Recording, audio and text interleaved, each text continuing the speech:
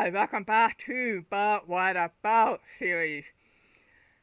Okay, what about the thief on the cross? Carefully reading the passages regarding the thief on the cross and Jesus' words are very clear. Look at Luke 23, verse 42 and 43. The thief said to Jesus, Lord, remember me when you come into your kingdom. And Jesus said to him, Surely I say to you, today you will be with me in paradise. The thief didn't ask to go to heaven that day. He asked Jesus to remember him when Jesus came into the kingdom. Notice that Jesus seemed to say, Today you will be with me in paradise, when Jesus himself didn't even go to heaven that day, while the Jesus exchange with the thief took place on that Friday. It wasn't until Sunday that Jesus rose from the dead and went to heaven. On Sunday morning after his death, he told Mary that he had not gone to heaven yet. So what was Jesus telling the thief?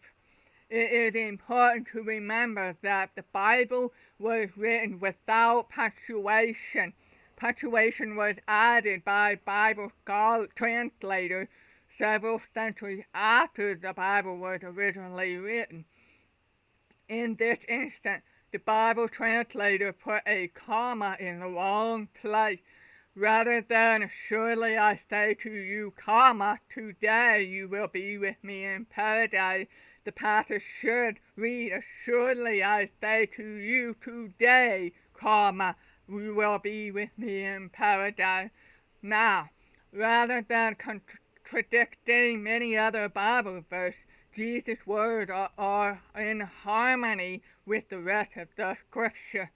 Jesus was teaching a great truth, giving the thief on the cross needed encouragement.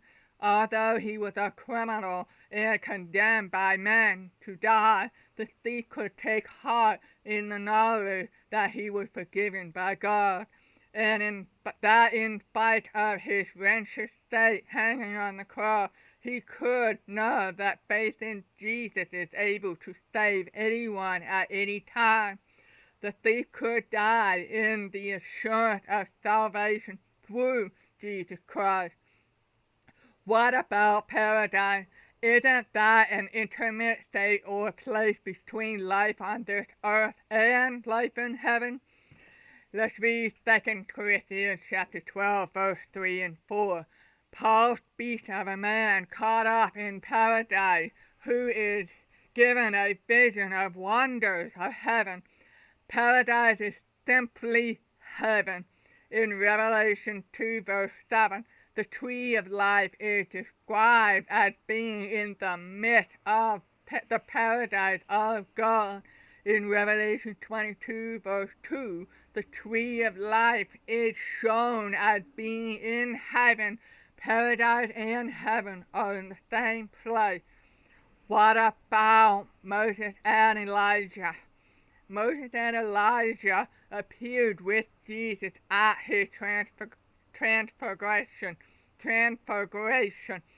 This was possible because Elijah was taken to heaven without seeing death, found in 2 Kings chapter 2, verse 11, while Moses was specially resurrected after he died in Jude verse 9.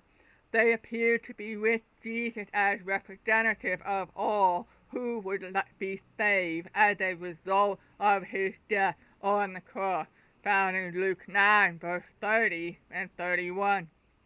What about the people who were resurrected after Jesus died? This proves that death is a sleep.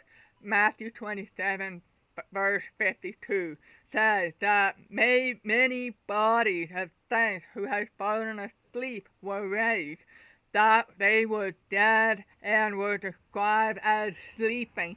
This serves to reinforce the Bible's truth of death being a slave.